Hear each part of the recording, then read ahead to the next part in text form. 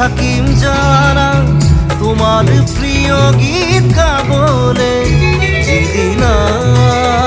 আমায় না থাকিম জানা তোমার প্রিয় গীত